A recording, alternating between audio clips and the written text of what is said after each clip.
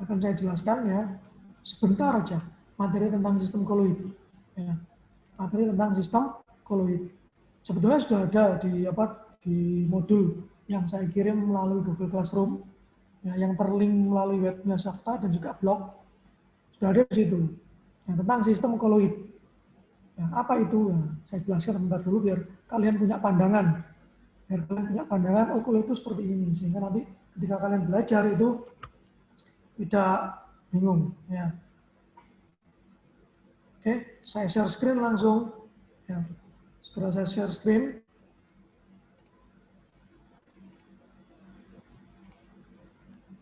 Nah, ini materi kita. Ya, ini materi kita yaitu tentang sistem koloid.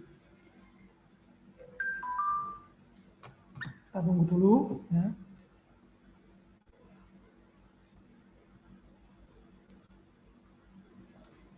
Kita tunggu dulu sampai loading, masih loading. Nah, apa itu koloid? Sebelumnya, saya mau mengingatkan kembali tentang materi larutan. Waktu di kelas 10 mungkin ya, apakah waktu di SMP juga, kalian pernah mendengar istilah larutan. Ya. Definisinya larutan itu adalah campuran yang homogen. Dikatakan homogen karena memang yang kelihatan hanya satu fase. Contohnya begini, ketika kalian punya gula, kemudian dimasukkan ke dalam air, dan kalian aduk itu, maka gulanya akan larut. Nah, apakah dengan ditambahkan gula akan merubah warna air? Saya kira tidak. Air akan tetap jernih. Loh Pak, kan kotor. Nah, kotor itu dari gulanya, bukan dari airnya. Ya. Tapi kalau gulanya jernih, bersih, maka airnya tetap jernih. Berbeda ketika kalian memasukkan susu bubuk atau kopi bubuk ke dalam air. Maka airnya akan berubah. Airnya akan berubah secara otomatis. Berubah warna. Kalau susu yang berwarna putih, kalau kopi berwarna hitam. Nah, yang seperti itu bukan larutan namanya. Jadi yang seperti itu bukan larutan. Nah, larutan itu kalau masih tembus cahaya. Seperti kalau garam dimasukkan dalam air, kita aduk, kita campurkan garam dengan air, maka garam tidak akan merubah warna air. Warna airnya tetap jernih. Itulah yang disebut dengan larutan. Ya, itu yang disebut dengan larutan. Tapi kalau kopi, bubuk susu, kita masukkan dalam air, kita campurkan dalam air, maka akan membuat airnya berubah warna. Yang semula jernih menjadi tidak jernih. Dan tidak tembus pandang atau tembus cahaya. Nah, ini istilah sistem dispersi. Ya. Ini istilah sistem dispersi. Saya jelaskan gampangannya aja. Ketika kamu belajar larutan, kamu mengenal yang namanya zat terlarut dan pelarut. Jadi sekali lagi, ketika kamu belajar larutan, kamu mengenal yang namanya zat terlarut dan pelarut. Ya, air dengan gula. Ya, air dengan gula dicampur, maka yang larut, yang zat terlarut adalah gula. Pelarutnya adalah air. Ya, jadi zat terlarutnya adalah gula, pelarutnya adalah air. Nah, zat terlarut itu disebut dengan fasa zat yang didispersikan atau zat yang terdispersi. Tapi pelarutnya adalah fasa pendispersi. Nah, itu istilahnya ya. Jadi itu istilah yang hampir sama, ya, hampir serupa. Serupa tapi tak sama. Serupa maksudnya konsepnya sama, tapi dia di tempat yang berbeda. Kalau zat terlarut dan pelarut itu letaknya di larutan. Tapi kalau fasa zat yang didispersikan atau zat yang terdispersi dan fasa pendispersi itu letaknya pada koloid. Nah, sekarang kalian biar tahu bedanya. Seperti apa koloid itu, seperti apa larutan itu. Yang jelas kalau larutan itu tembus cahaya. Seperti gula dengan air campur, garam dengan air campur itu adalah larutan karena dia tembus cahaya. Oke. Nah, seperti ini ya. 3 jenis sistem terdispersi. 3 jenis sistem dispersi. Yaitu larutan sejati, ya larutan tadi yang saya ceritakan ya. Larutan, ya, ada suspensi, ada koloid. Kalau larutan itu homogen, ya itu larutan. Kalau seperti ini namanya bukan larutan. Ini namanya adalah koloid. Seperti susu, santan, mayonaise, dan lain sebagainya. Itu adalah koloid. Kalau suspensi itu yang bagaimana? Suspensi sama dengan koloid. Hanya saja suspensi itu ya endapannya banyak. Dan lama-lama zat yang terdispersi atau zat yang terlarut itu akan mengendap seperti kopi. Kopi itu endapannya banyak. Ya, beda dengan susu. Susu endapannya dikit. Tapi airnya berwarna. Nggak tembus cahaya, itu namanya koloid. Tapi kalau kopi, endapannya banyak, agak banyak endapannya. Biasanya kalau habis kan dipakai orang perokok kan, untuk mengoles-olesi di rokok itu. Ya, itu namanya suspensi. Jadi itu bedanya ya. Jadi sekali lagi, kalau larutan itu tembus cahaya. Suspensi koloid tidak tembus cahaya. Bedanya kalau suspensi itu endapannya banyak. Nah, gitu. Oke. Nah, ini perbedaannya. Nah, ini loh. Ini larutan, tembus cahaya dia. Loh, Pak kan berwarna. Iya, tapi kan tembus cahaya. Kan tetap tembus cahaya. Maka itu disebut dengan larutan. Sirup bagaimana? Larutan, karena tembus cahaya. Teh bagaimana? Larutan, karena tembus cahaya. Nah, yang tembus cahaya itu namanya larutan. Yang tidak tembus cahaya bisa koloid, bisa suspensi. Kalau suspensi itu yang endapannya banyak. Seperti ini, air sungai yang kotor. Ya, air sungai yang kotor itu kan lama-lama kalau dibiarkan, kalau sungainya sudah tenang, maka kotorannya akan mengendap. Nah, itu namanya suspensi. Tapi kalau airnya airnya tidak tenang, airnya berarus, maka kotorannya juga akan ikut terbawa arus. Nah, itu namanya suspensi. Kalau koloid ini endapannya dikit. Bahkan tidak ada endapan sama sekali, seperti santan itu, nggak ada endapan. Ya, santan nggak ada endapan, mayones juga nggak ada endapan. Tapi kalau kopi, banyak endapannya. Oke, lanjut. Nah, ini nggak perlu ya. Nggak perlu, yang perlu lagi nanti kamu bisa baca di bukumu ya. Oke. Nah, ini. Larutan sama koloid itu tidak dapat disaring. Larutan sama sekali nggak bisa disaring. Kalau koloid bisa disaring dengan kertas saring ultra. Apa itu? Kertas saring ultra itu kertas saring yang lubangnya sangat kecil, tidak terlihat oleh mata. Nah, jadi kalau kamu lihat saringan kelapa itu kan bukan ultra itu ya. Kalau ultra itu kecil banget. Nah, pakai kertas. Nah, kalau suspensi itu bisa disaring seperti kopi. Ya, kopi itu bisa disaring. Ya, jadi kopi itu bisa disaring itu kopi. Bisa dipisahkan maksudnya antara endapan dan filtratnya. Ya, bisa dipisahkan antara zat terdispersi dengan fase pendispersi. Terdispersi dan pendispersinya bisa dipisahkan. Itu namanya suspensi. Oke, lanjut. Nggak perlu. Nggak perlu. Yang perlu lagi ini ya, pengelompokan sistem koloid. Oke. Jadi koloid itu sama dengan larutan, sama. Ya, namanya dispersi. Dispersi kan tadi ada 3 kan, larutan, koloid, suspensi. Nah, dalam sistem dispersi ada zat yang terdispersi, ada zat yang pendispersi atau medium pendispersi. Yang terdispersi itu yang terlarut, medium pendispersi itu yang melarutkan. Gitu ya. Nah, ini. Jadi kalau ini pelarutnya padat namanya sol padat.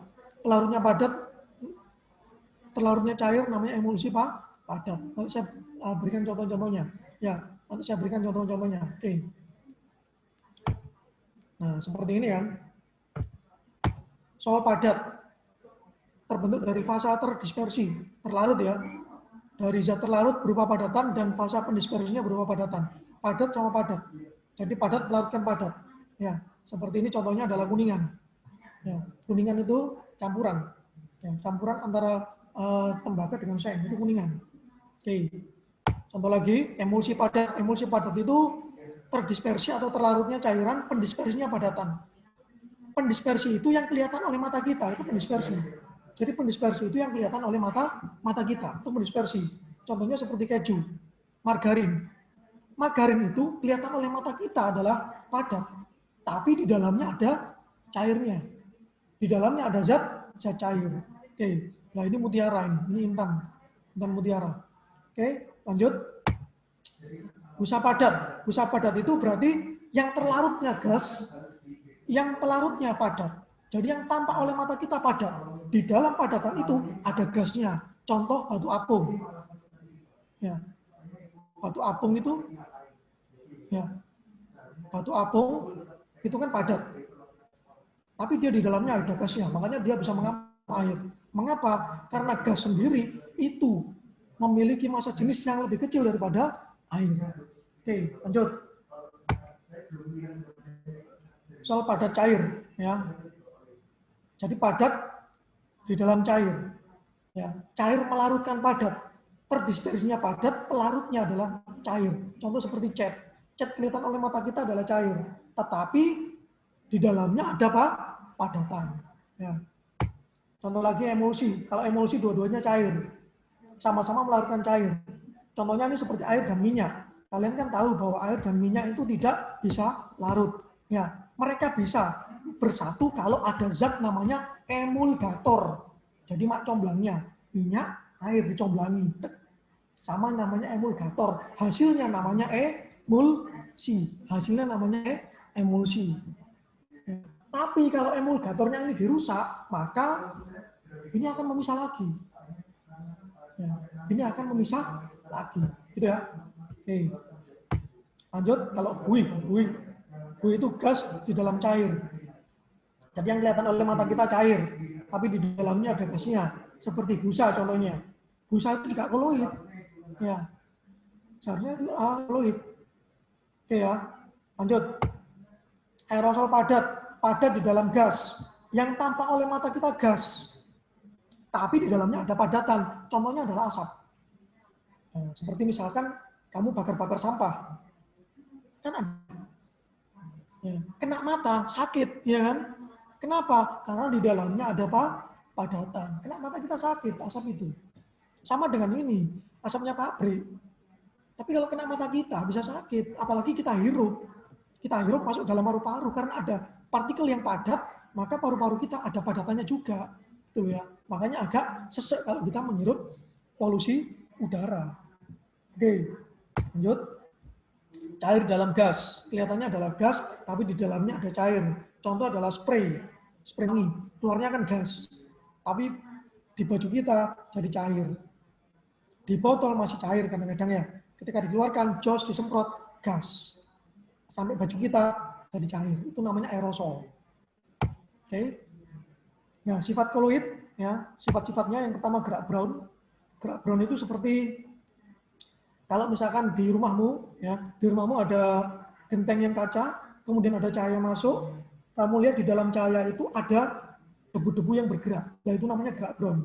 Mereka bergerak seperti itu namanya gerak brown. Ya, gerakan partikel acak, zigzag, itu namanya gerak brown. Jadi kalau di rumah-rumah di desa, kalau yang ada apa, ada genteng kacanya itu cahaya masuk gitu ya, kamu perhatikan betul kayak kotoran-kotoran bergerak. Nah itu gerakan itu namanya gerak brown. Terus efek tindal. Ini sifat koloid. Efek tindal itu ada pada lampu sepeda motor dan mobil. Jadi lampu sepeda motor dan mobil itu kan dari dop, ya kan? Terbuat dari dop. Ya, tapi dop itu bisa memancarkan sampai sekitar 30 sampai 50 meter. Nah, apa yang menyebabkan itu? Tutupnya sudah dimodifikasi sedemikian rupa supaya cahayanya bisa terpancar jauh. Ya, modifikasi seperti itu namanya efek tindal. Namanya efek tindal. Ya, oke. Lanjut. Nah, seperti ini efek tindal ya. Absorpsi itu penyerapan. Ya, penyerapan itu absorpsi. Contohnya misalkan seperti kalau kamu keracunan. Orang zaman dulu kalau keracunan itu dikasih arang, bahkan dicampur telur, diaduk, disuruh minum. Kenapa? Karena arang itu bersifat menyerap racun. Ya, ya ini norit ini. Norit ini ya. Norit itu adalah arang yang diaktifkan dengan cara dipanaskan. Ya, tuh. Oke, lanjut. Elektroforesis ini hubungannya dengan listrik ya. Jadi pakai tegangan. Koagulasi itu penggumpalan. Jadi seperti misalkan kalau kalian punya susu, ya, kalian punya susu sapi, misalkan susu sapi murni, dibiarkan beberapa hari, maka putih-putihnya akan menggumpal ke bawah. Nah, penggumpalan itu namanya koagulasi. Ya, zatnya namanya koagulan. Ya, contohnya ini, pembuatan tahu. Tahu itu juga terbuat dari prinsip koagulasi, penggumpalan, digumpalkan. Ya, ada namanya tahu susu. Ya, kalau kalian tahu susu itu berarti dari susu yang digumpalkan putih-putihnya, habis itu dipisahkan dari filtratnya. Endapannya dipisahkan dari filtratnya, dibentuk seperti tahu. Itu namanya tahu susu. Prosesnya namanya proses koagulan. Koagulasi penggumpalan. Dan pembentukan delta sungai. Delta itu adalah pulau kecil di tengah sungai. Itu delta. Pulau kecil di tengah sungai itu namanya delta.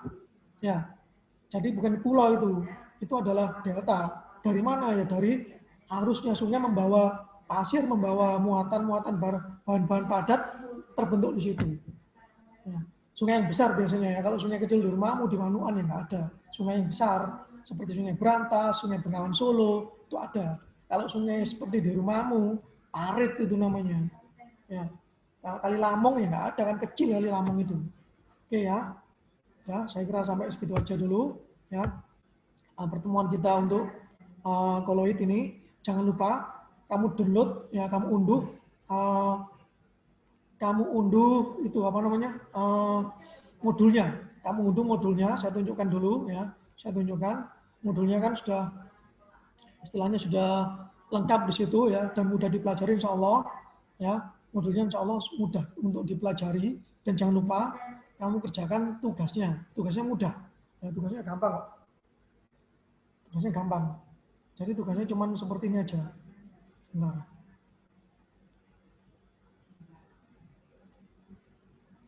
Ya, jadi nanti kamu mengerjas, tugasnya itu praktikum kecil, sebetulnya. Praktikum kecil-kecilan, ya itu tugasnya. Praktek kecil-kecilan itu tugasnya. Kamu disuruh apa namanya? Disuruh mencampurkan tepung ke dalam air.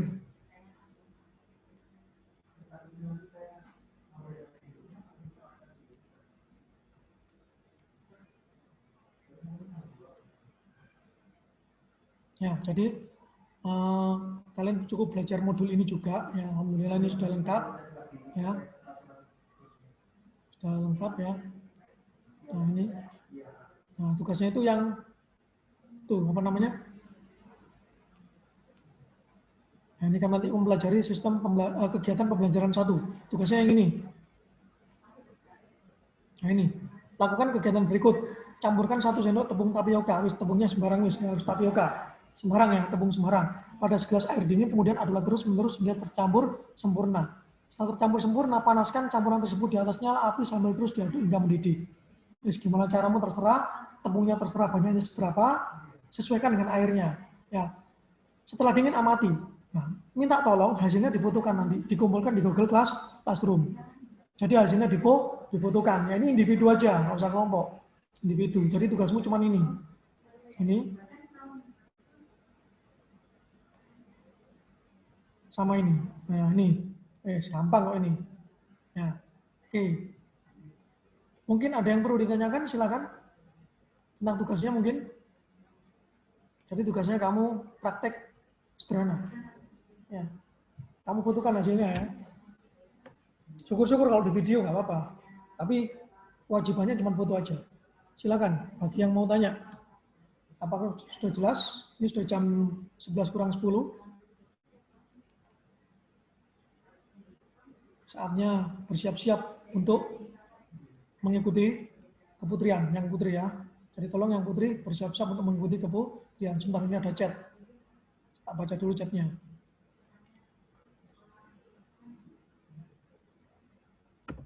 Oke ya. Baik, kalau nggak ada yang bertanya, saya ucapkan terima kasih atas kehadirannya, dan kalian bisa bersiap-siap untuk mengikuti keputrian ya. Yang laki-laki bersiap-siap untuk mengikuti sholat Jumat. Tetap semangat, semoga selalu sehat ya, dan jangan putus asa. Walaupun masa pandemi, kita harus tetap semangat untuk belajar meraih ilmu pengetahuan dan untuk meraih cita-cita. Saya doakan semoga tercapai cita-cita semua. Amin amin ya Allah. Assalamualaikum warahmatullahi wabarakatuh. Waalaikumsalam warahmatullahi wabarakatuh.